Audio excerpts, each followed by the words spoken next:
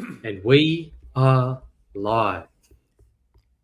What's up, guys? Welcome back to the Finish Line Formula podcast, where we give you the ingredients to not only get you to the start line, but also to the finish, because we all love finishing.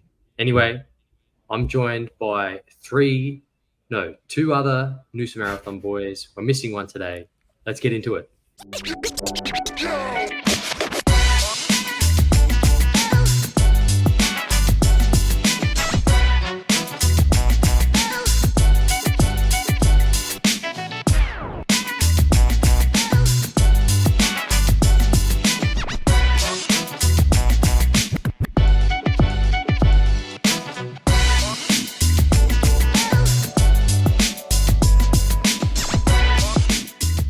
And we are back. Welcome to the 12th installment of the FLF podcast. For those who are listening, I'm not sure if I introduced myself, but my name is Nick. I'm going to be finishing up the intro for you today. So welcome to the show. The other boys are quickly going to give their little introduction as well. So just let the folks know who you are. I think Will's going to start. Sounds good. My name is Will. Yeah, stop throwing up gang signs, mate. Anyway, my name is Will, and I am 1/4 of the NOOSA Marathon boys. And yeah, I have nothing else to add. Cammy boy? He's going crazy. My name's Cameron. I make up the other quarter of the NOOSA Marathon boys, and I'm looking forward to getting into this week. Fantastic. Let's get through the announcements. As I've just alluded to, week 12 has wrapped up. We're now 6 weeks to go. As of yesterday, we're filming this on Sunday. As of yesterday, it's 6 weeks to go. Podcast availability, YouTube, Apple Podcast, and our all-time favorite, Spotify. We're waiting on that brand deal, Spotify. I know it's coming soon. Anyway, we've introduced ourselves. Topic today, I'm going to let Cam take this. Cam's going to give us a little spiel of what we're going to talk about today. Thanks, Nick. You know I love a good spiel. So what we're going to be getting into today is run clubs. I think that for a lot of you listening, you're probably into running, like a lot of us, because of run clubs. You've seen it all over socials, especially if you live here in Australia and you live near the beach. It's all anyone between the ages of 18 and 30 can talk about. So we thought, why not get into it? Nick, back over to you. Nice. Anyway, we're going to go through our weekly recap. As you'd be aware, and what Cam just said, is to get entry into one of these run clubs, you need a pair of Oakley sunglasses. They will not allow you in if you wear those other brands, those knockoffs of Oakley's. So if it doesn't have the Oakley logo on the side, don't bother showing up. I don't make the rules, the people who set up the run clubs, but enough of that. Let's digress. High level overview of my week. I'm going to start this week because I love talking. So what did I start with? On Monday was no training. It was a bit of cross train, so I went to the gym. Tuesday was a speed session, 14 kilometers total, 5x600 meters was the session.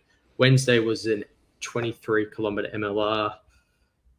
Thursday, Friday were both recovery days, 16Ks on Thursday, 8Ks on Friday. Yesterday morning, being Saturday, we had a 10-kilometer tune-up race, which was good little hit out. And then this morning, finished the week off with 29 kilometers. Nice and easy. Legs, definitely feeling it. I think I say this every week now, but I had a look at my calendar, and last marathon block, I ended up doing, I only did 4 weeks over 100 Ks. This marathon block, I've somehow managed to do double that, and I'll be doing, I think, a total of 8 weeks. I've done 6 now, doing a total of 8 weeks above 100 kilometers, which It's definitely accumulating in the legs, but hopefully on race day that just kind of sorts itself out. Hit the taper, and it just sorts itself out. So, who's taking over? We've got Will, who's going to give a recap of what he's been up to for the NMB boys. Take it away, Will. Yeah, so to touch on what Sean and I got up to this week, and for those who are listening, Cam will give his update just after me. So Tuesday we had 13 kilometers. It was a speed session. So in there we chucked in 5 times 600 meters at a 5 kilometer pace. Then we had a long run on Wednesday, 19 kilometers. Thursday, rest day. Friday was 8 kilometers. And there's strides in there, but to be honest, I don't think I'm doing any more strides. Then Saturday, yesterday, was a race tune-up. So it was 14 kilometers total, and 8 of those were meant to be at, I don't know. I think we were just meant to choose that pace ourselves. I just chose a 4-minute pace as being my goal. And then today is long run day, 27 kilometers. I know for Sean, he's pumped all those sessions out, including the 27 this morning. The Madman got up at 4 a.m. to complete that. So I'm sure Goggins would be proud of him. For me, I'm splitting up my run. So I did an hour before, and I'm going to do the final hour and a half after recording and editing this episode. Now, Cam, straight over to you. Nice. Yeah, thanks, Will. Those boats are most definitely getting carried in Sean's case. So for me this week, I got back into running. So if you've been listening for the last few weeks, you'll know that I've had a hip injury that has stuck around. No one's listening to this podcast. Because Cam's like, if anyone listening, I was just saying, like, no one's listening to our podcast. So. Anyway, let Cam fucking talk, man. Stop fucking talking over him. No, we're vibing. Where was I? Yeah, you're talking about how you're getting back into it. Right. So for the person who reviews our Spotify submissions, you'll remember that for the last couple of weeks, I've had a hip injury that has taken longer than any injury I've ever had to heal. So along with the physio who's been colluding with Nick as of late, we decided to give running another go this week, starting with a 2 minutes on, 2 minutes off. And I did that for 3K. So that's the first pain-free run that I've had in probably the last 2 months. And then following on that, I did a Friday 5K, again, doing 2 minutes on, 1 minute off. I was trying to stick to a 5K so that it was the slightest bit fast. Along with that, I'll just sprinkle in Monday, Wednesday, Friday, weight sessions. Sunday being today, I did a HIIT session. And then I also did a stationary bike on Tuesday and Thursday. So still keeping active, but my run fitness has definitely gone down. And Nice. Yeah, the added benefit, just to throw a shout out to Cam there, the added benefit, if you jump on his Strava right now, you get to see a juicy photo of his favorite little fluoro hat, but more importantly, how much his arms have grown since stopping the running. So I'm going to chuck up a screenshot of that now when I edit this, so you get to see that. And just because I forgot to mention it before, for the race tune-up that Sean and I did yesterday, we both pumped out massive PBs for the 5 kilometer section of it. Man, it's like, I remember when we first started this stuff like 6-7 months ago, whatever it was, the idea of breaking a 20-minute 5K was a massive feat. I knew we were going to do it eventually, but I didn't realize it was going to be this soon, and also in the middle of a training week, and one of our biggest training weeks as well. So I'm going to chuck a screenshot up of the times there, and I'm going to give it to Sean. This time he actually smashed out the time quicker than me. I think he did it in like 19 minutes 20, whereas I was somewhere around like the 19:46. So shout out Sean for that PB, doing it for the boys. Anyway, Nice. Nick. Yeah, I've got to give it to Cam. Got to give it to him. Coming off disappointing, unmotivating couple of weeks. I know how injuries can be. Got to give it to the guy getting back getting back on his horse, giddy up, cowboy. Road to Noosa starts now. So how do I put this? Cam, you got 6 weeks to get fit for Noosa. I believe in you. And I leave for America day after tomorrow. Yeah. Just don't eat that grubby food over there. Oh, don't know about that. I've got a list of restaurants that I'm going to go to, but yeah, within reason. Nobu, Malibu. Yeah, maybe. We'll see. If you can get a booking with the Kardashians. Yeah, I'll hit them up. You've got their number, don't you? Only the dudes, though.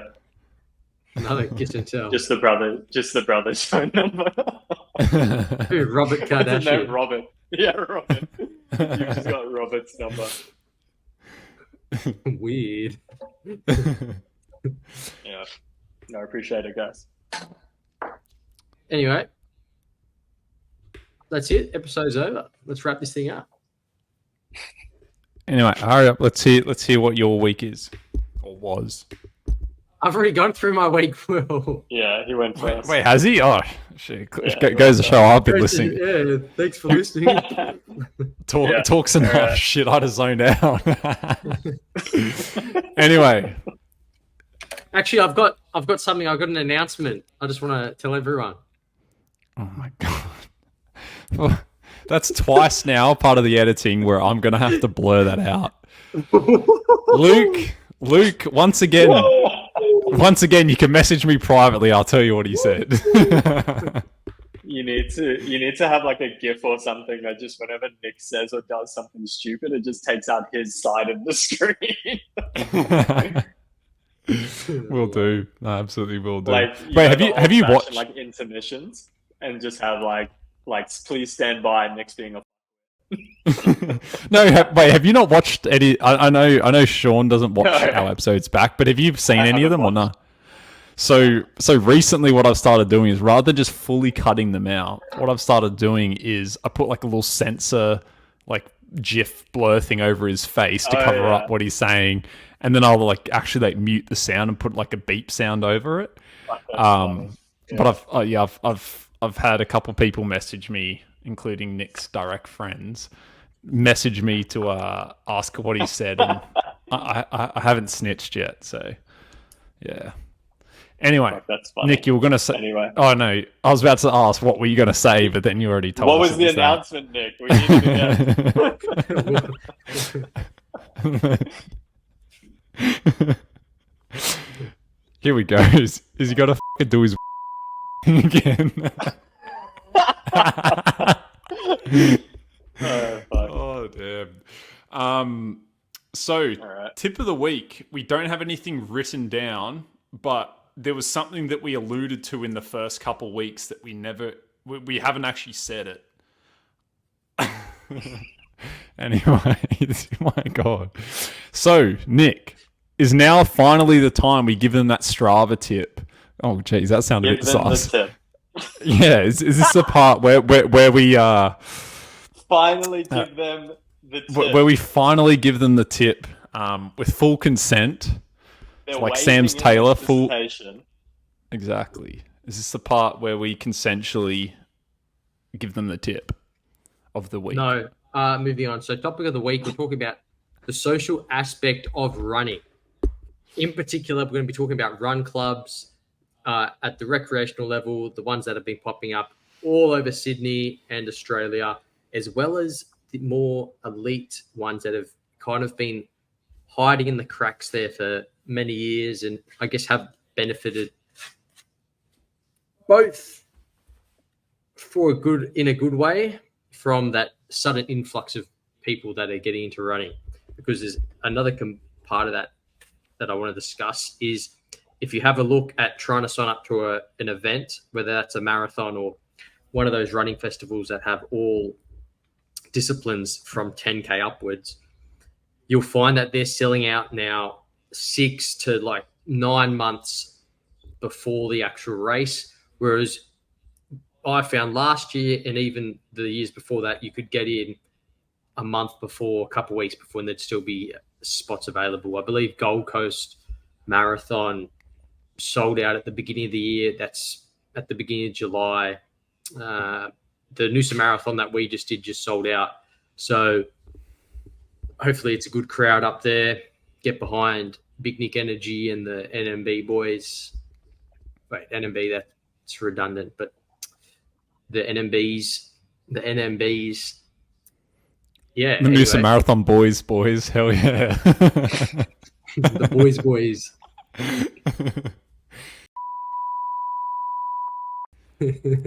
Well, I guess to work into the topic of this week, the tip of the week is run clubs. Are they the new dating app? Tune in for the next 20 minutes to find out. So anyway, I'll open up with at least my general experience with run clubs, which is not too many at this stage. I've been along to basically two. One is, I guess, what I'd call an elite group, which is what Nick's a part of. I'm not going to name them unless he wants to. Pardon? The cracks. Nick was saying that's where he spends his time, in the cracks. Exactly. So run club wise, I've been along, to one, the elite group that he's a part of. I went along to one of the sessions there, and I really enjoyed that. I found it was a lot more tight knit, and I guess everyone was very sociable. Whereas I've been along to another one, which is a very, very popular one in Sydney. I'm going to name it because I'm not going to talk anything too negatively about it or too ridiculously positive. I'm just happy to be honest about it. So it's Unofficial Run Club. It's, I think, 6 a.m. every single Friday morning, where they basically run over the Harbour Bridge, around the Opera House and back. I think, at least from what I've heard, the way it started out, it was meant to be something where there's a bunch of people who just enjoyed running. They just wanted to kind of build a group from there. But it's kind of just turned into a haven for people just to get cool Instagram videos and photos and flex on all their mates who are waking up at 8 a.m. on a Friday morning. With this run club, it's very fun of a Friday morning, because usually you get the sunrise over the Harbour Bridge, over the Opera House. It looks very, very nice. And I think it's a good entry point. It's only about 6 kilometers or so. If I was to say one gripe, is their whole marketing is about, run clubs is the new dating app. And now for the men out there, I'm just going to say, is like the ratios are great. It's like a nightclub, but the complete opposite ratio. So there's a lot more women there and all that. But just like a nightclub, you run into the issue where if you're not going to go out of your way to speak to people, you could go there and do your run and not once have a conversation. At the end of the day, the onus is still on you to actually interact with other people within the group. I haven't found it to be cliquey or anything like that. I mainly just message friends of mine, get them to go along, and I run with them there. I personally haven't bothered interacting with anyone outside of our group, but that's been my experience. Whereas I found when I went along to Nick's elite group, even though I'd never met any of them before, they were very opening because they obviously knew Nick, and I enjoyed my time being able to have a chat with them. So if I was to move forward after this marathon, I told them before you showed up, Will. I'm like, this is my special needs. This isn't Make-A-Wish. Make sure you're nice to the guy. Oh, that explains a lot. But I've found that now that I've done a lot of these runs, I don't know, some people think some people enjoy running in the sense that, it's like a meditation or as a therapy thing for themselves, where they just get time with their own thoughts. Personally, I find running by myself super boring. I think it's because in high school, all the track and field training I ever did, it was always in groups. I much prefer that social aspect to it. But I don't just mean social with a bunch of random people. I mean social with people I actually connect with. That's why I really enjoyed my training on the Gold Coast, where I got to go run with Cam for a couple hours here or there. So moving after the marathon block, and Nick and I are potentially moving where we live, I think when we move to a new location, we'll have to either join another run club that exists somewhere or something or other. I just want to be more social with my runs and less just going out and just doing the mileage for the sake of doing the mileage. So that's my general takeaway from it. So I'm going to pass over to Cam to see what his thoughts are, because he's he's had some very interesting experiences. Yeah, I'm actually really curious to go along to the Unfit Run Club and some of those ones that I've seen along Bondi on Instagram, because it seems like the groups there are massive. How many people actually go to the Unfit one? I find it hilarious that you're calling it like, I know you don't mean this intentionally, but you're calling it the Unfit Run Club. No, it's called unofficial, but I'm saying I think that's what they call it. There's another one. No, there's another one called Unfit Run Club. I got confused. Oh, serious? I was going to say that. That sounded like a Freudian. Oh, okay, gotcha. No, there's one in Brisbane called Unfit Run Club. Actually, I think it's here as well. Makes sense. But yeah, unofficial. He's on the Gold Coast, for those wondering. By the way, I think that's a Freudian slip almost, because it really is just an unfit run club. What was it? So how many people? Oh, this is why I made the comment about the sun thing earlier. If it's sunny, you're looking at about 1,000 to 1,500 people, and it looks like a mad, dead serious. There's like a mosh pit beforehand. I'm surprised that there hasn't been like complaints from locals yet. But there's a copyright strike. Well done. It sounds exactly like it. Yeah. Whereas I went when it was raining 2 weeks ago, and dead set, I reckon there was 400 people at best, and majority of them dudes. So yeah, that's still a lot. That's still a lot of people. So here in the Gold Coast, I joined one of what I would say was one of the original run clubs that was meant for socializing. So I think, and Nick could probably speak to this better than me, I think that there's been run clubs for a very long time. But I went to, at least from what I could see in this area, being the Gold Coast, it was probably the original run club where it started out, didn't have a name, didn't have anything. It was something that was very kind of unique. And when I first joined, I want to say 2018, something like that, it was 15 people. And now that same run club, from my understanding, hundreds of people across Australia and across the world for a little bit there. And yeah, when I started out, I moved from NOOSA Heads in Queensland to the Gold Coast, and my girlfriend was working weekends. And so I wasn't looking at it from a dating point of view, but I think like a lot of people, it was a great way to go and meet like-minded people. I'd never run before. I ran my first K the first time that I went to that run club. And I would want to say that I went every weekend for probably 6 or 7 months and got really into it. And then, just had some kind of personal differences with how they were running it. And since I had been there from day one, obviously getting to know everyone really closely, I felt that it was probably best if I stopped going. Gave it a bit of a break, moved back to Brisbane. I think I even moved back to Noosa in that time. Then came back, and then all of a sudden, now there's a run club every day of the week. Some of the ones that I've frequented, there's Hedges Run Club. That's amazing. It's on a Wednesday morning if you're here in the Gold Coast. There's Sana Days, which is run on a Tuesday, also a really good run club. And then Atora, my gym that I go to now does a run club on a Sunday, which I've also frequented. And the thing that I can say is that I think as an adult, it's really hard to make friends, especially if you don't drink. A lot of people have the misconception while you're in high school that there's always just going to be people around you. And there's always going to be people that are your age, and there's people that you're going to be interested in and kind of you can shoot the shit with.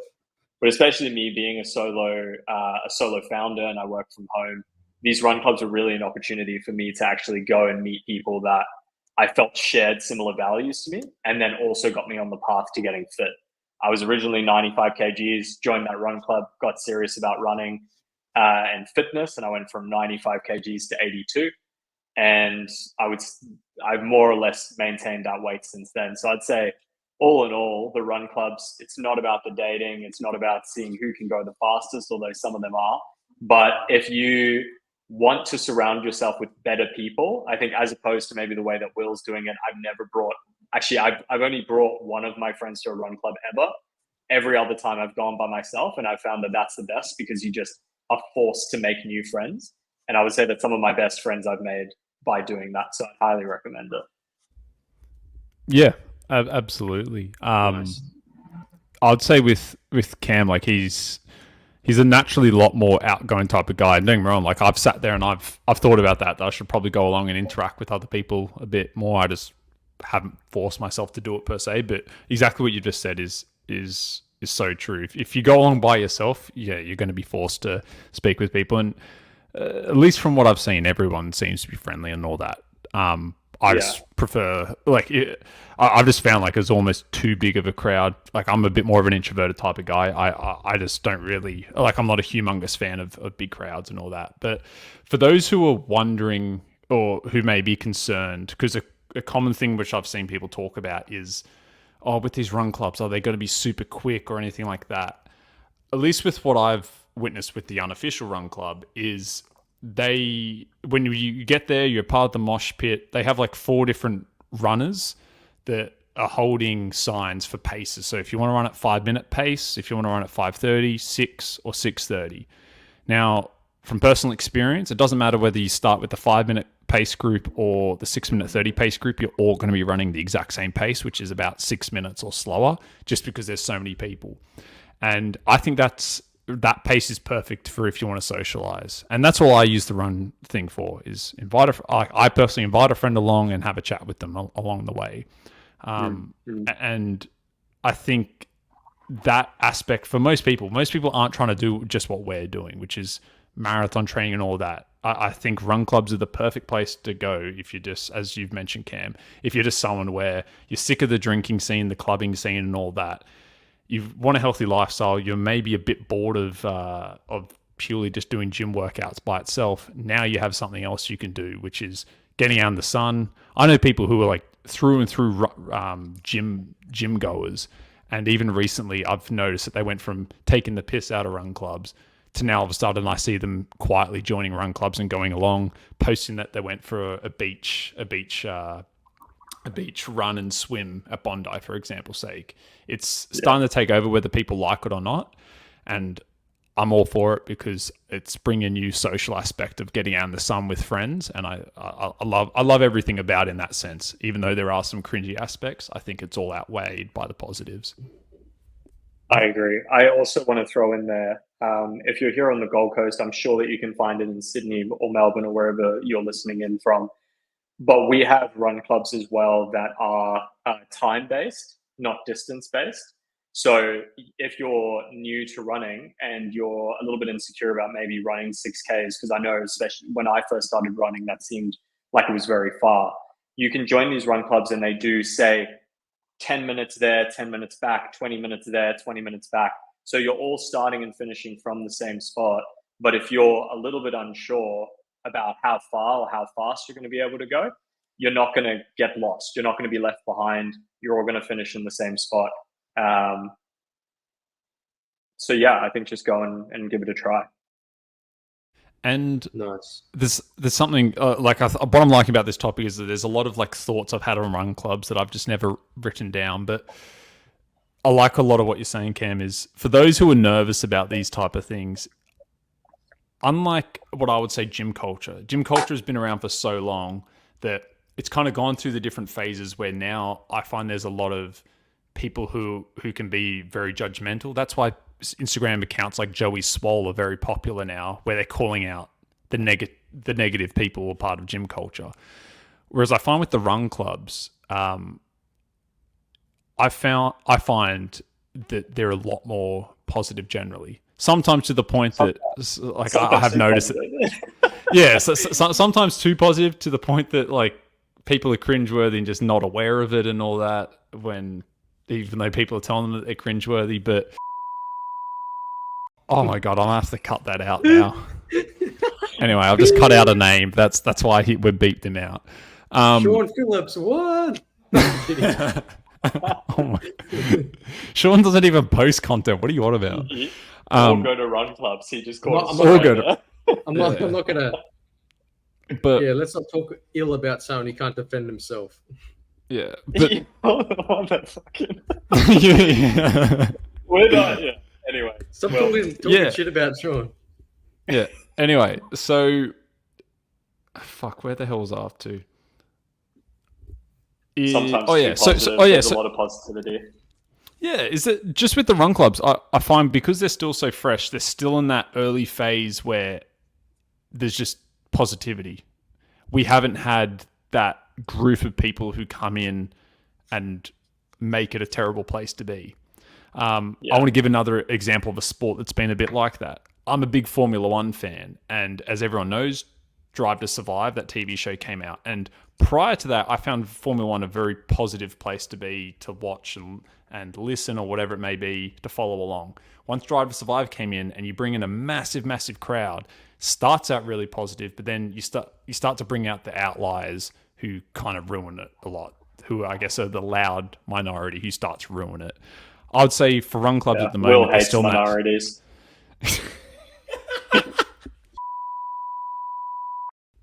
Oh my! Fucking loud minorities. Will hates them. Anyway, moving on. Sorry. Moving on. That was great. I'm trying to think of how I'm going to chop that one up. I want to keep it in there. That's funny. Bro, I cannot say niggles anymore without cracking up. Oh, dude. Like I was at the physio and he just said niggles every like 5 seconds and I couldn't hold it in. Yeah, I've been trying to make the same point for 5 minutes and I keep forgetting my point. No, it's not your fault. I'm just saying I keep forgetting it. But yeah, with run clubs, they have hit a point now where they're still in that early phase where they're enjoyable to go along to. So really, before it starts to tip over that edge, I highly recommend people go and experience it at least once or twice. I also think that the clickiness of it, like a lot of these groups haven't had the opportunity to form. What happened to my original run club is they used to call them the OGs, which were kind of say the first 15 to 25 people that went along. That then became obviously a few hundred, and I feel like that's when it starts to dissipate a bit. And I think that's why you don't necessarily hear about that run club as much. Where a lot of these, like the run clubs that you're going to in Sydney, it seems like they've only really been around for maybe a few months or maybe a year at most. Absolutely. And even then, like, although if someone really wanted to go look and work out who runs them, I actually have thought about this a lot. With the unofficial run club, what I like is there's no actual face. Like the brand itself is bigger than the... Smart, yeah, bigger than the actual thing. It's not like I was about to name drop. I'm not going to do that. But it's not like there's where if one particular person left, that the entire run club would fall apart. It's like the actual run club itself is way, way bigger than any sort of personal name. And what's good about that is, although because I've seen from mutuals, I know mutuals who know the people who started unofficial run club, they purposely keep themselves in the shadow. They go along and it wasn't until I had done some back-end research, I worked out who it was, and I realized I'd ran past them a few times. Nice. I'd run past them a few times, but they keep super low-key, and I think that's the best way to do it, is don't let an ego... don't let an ego get in the way. Let the brand itself be bigger than the person. And by the way, Camber, you keep saying that's smart, and I know you're like... There's probably like some back-end, I guess, marketing or whatever knowledge that you have around that. Can you actually provide a bit more context around why you're saying that's smart? Because I agree. I just wanted to understand why you're saying it. Well, it's the difference between, like a lot of you guys would look at, say, a lot of influencers that have come up now, like Mr. Beast or Marquez Brownlee, or insert any fitness influencer. And just from a marketing perspective, which for those of you that don't know, it's my background's in marketing and kind of sales automation and that sort of stuff.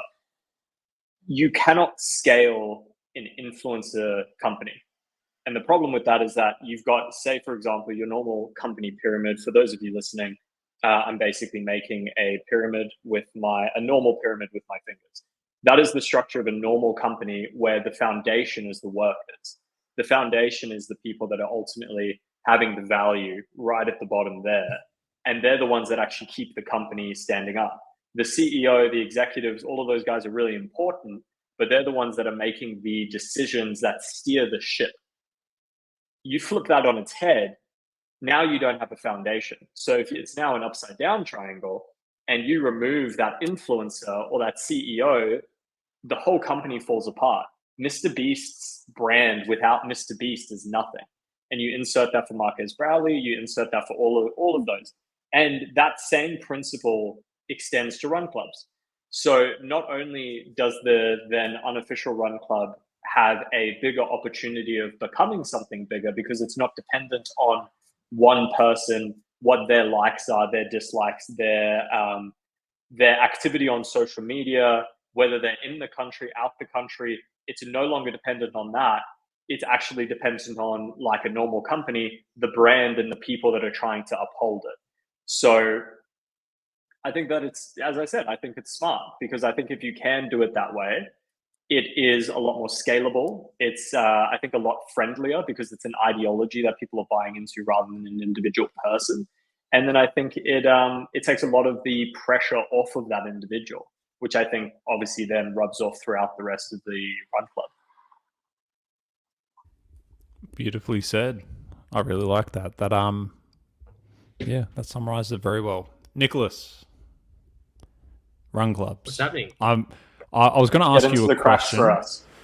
Get into the cracks for us. But there was actually something I was going to ask you about, which is I think you've been running long enough that you were already running before this like hype of run clubs has kind of started.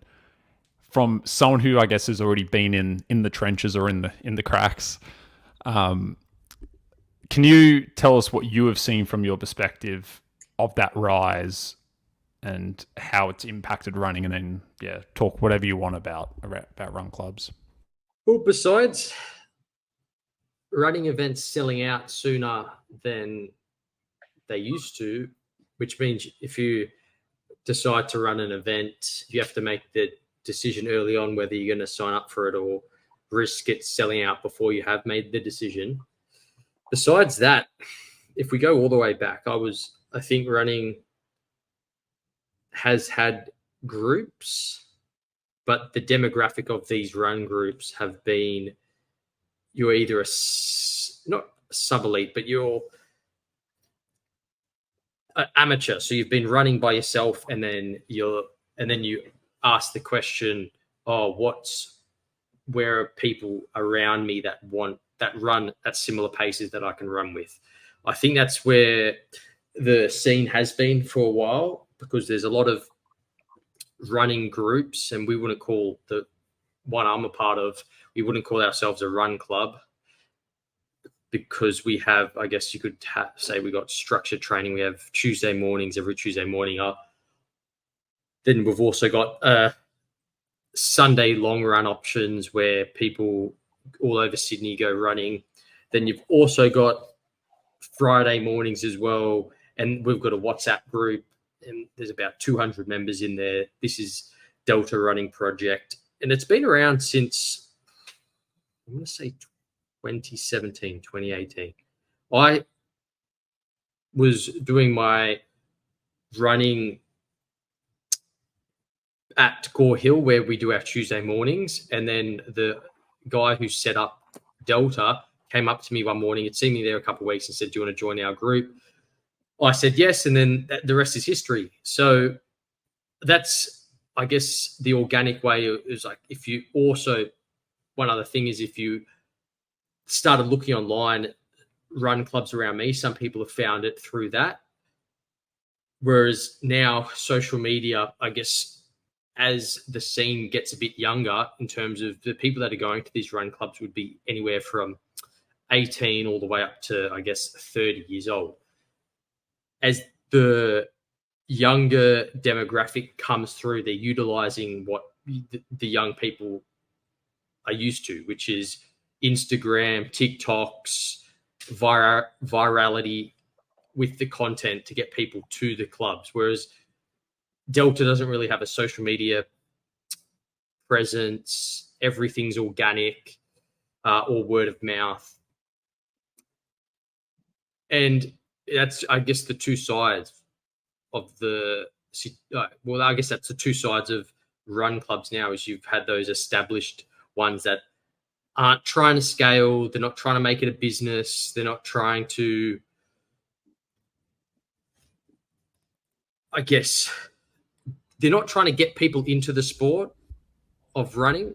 They're there for people who have been running for a while and want to take it to that next level. So let's say you go to let's say you go to an official and you start running a bit more, and then you go, what's next? That's where you could look at joining Delta, something like Delta, once you have an established running pedigree behind yourself.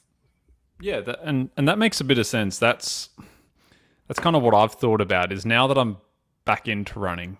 I'd said when I first left school, I was like, I'm done with track. I'm done with any sort of running. I'm never doing this again. Whereas a few weeks back, upon reflection, I realized that I hadn't quite achieved some goals that I wanted to achieve back in track. And I saw a couple of the guys in Delta literally do the exact event which I specialized in, which was the 1500. And so there's that part of me that wants to, once this marathon and all this different stuff's done, that I want to go focus on doing that track stuff. But I know it's silly to go try and do that by yourself. And that's likely a point where I'd see it almost like a graduation. You go from a run club that's purely social to then a run club where the intent, the focus of the intent is to be a place where like-minded people can train. It just happens to also be social. Yeah, I think the focus of Delta is to run fast, and a byproduct of that is you get to meet people who probably have a dedication to running that far exceeds anyone. I'd say the majority of people that go to unofficial, whereas unofficial is purely there for the social aspect of going there, meeting new people, maybe making new friends. That outside of unofficial, you go run, you might find out you're from the same area as someone else that you meet there, and then you run on another day, and then you make your own little group.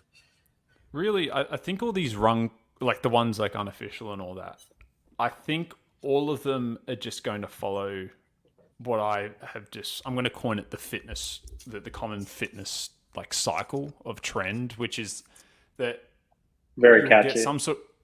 I started saying that, and then I got to the end. I'm like, what shit am I pulling out? That was awful. Anyway, that was awful. Laugh the train joke. Yeah, it was that bad. But anyway, I found with those run clubs that I think they're just going to they're heading towards their peak now, and they're going to sit there for a little bit. I think sometime in the next 12 to 24 months that it's going to be a trend that just passes. And there's going to be, let's say, out of 100 people, maybe 20 of them are going to continue being runners after that. But there's other 80, the ones that kind of make up the bulk of these run clubs. They're going to do what they always do. They try a sport for 2 years, I'd say max, kind of get a bit bored of it and then try something new. And I think that's where we've seen people go through phases of doing gym work solely to moving into, let's say, doing like strength training, in the gym, to then CrossFit. F45 was big at one stage, whereas it's basically nothing now. And now you've got run clubs. And that's personally what I think is going to happen. You'll get some that go in and stay there. Majority are just going to kind of move on to whatever the next trend is, which is why at the start of all this, at least for me, why I made it clear that I believe in just being a hybrid athlete. I don't want to kind of pigeonhole myself into I'm a runner or I'm a weightlifting guy. I'm just someone where I'm part of that 80%. I have my core things like gym work that I like doing, but I like to dabble in other sports to see what I enjoy.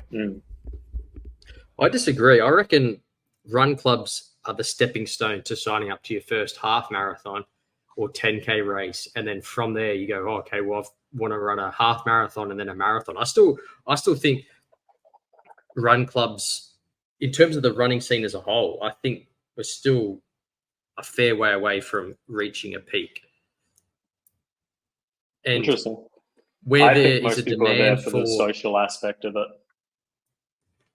Well, So I think something else will I'd come say along. yes, but if you have a look at the sign-up rates of events, running events, it's everything's selling out. You can't get into an event anymore. And I reckon if come race day, we'll find out who's there. But I reckon the majority of people that will be there will be first timers that haven't taken running seriously. And my whole thinking with that is, if you're a run club or if you're signing up to an event, there's going to be a demand for the run clubs because people are still running and training for these events. So sometime in their week, they want a social aspect or a social run. But I do agree it's getting saturated. I think we started a run club and it's kind of fizzled out, I guess, wrong timing with that. But yeah, I think it's getting saturated. So the ones that I guess the original ones will kind of stay there and have that original core group. But I don't think they're going to, numbers will drop off, and I think I personally think people will start forming their own little groups, not coining them actual run clubs, but starting official groups, but rather just, you meet a couple of people at the run club, you run around the same pace, let's message and sign up to let's message each other and go on a run on a Thursday morning or on a day that run isn't on, which just means more people in the sport, which is good. I like to see it. I think running's, a lot of the people in Delta are probably on that older demographic. Everyone I run with are 5-10 years. I know there's a few people around my age and younger, but it'll be good to see a younger cohort of people coming through, especially the half marathon and marathon scene. So I'm looking forward to it. That's it. Well, guys, we've got to close off today. So thanks for listening. We recommend searching for your some sort of local run club to you via Instagram or Facebook or whatever it may be. I don't know. Go for a run, chat with someone else who's running and figure it all out. You can find us on YouTube, Spotify. Give us a follow on Instagram and TikTok. Nicholas, was there anything else to close off today? Yeah, we're also on Apple Podcasts as well. Our socials, individual and Finish Line Formula podcast, will be in the description below. Once again, if you're thinking about joining a run club or have and enjoyed this episode and think someone else that would enjoy this episode as well, just pass this on, because it does help. Word of mouth kind of grows this type of podcast, and we obviously want to get this to more ears. Absolutely. Thanks for listening. Cam? See ya. No. Bye. Bye. Bye.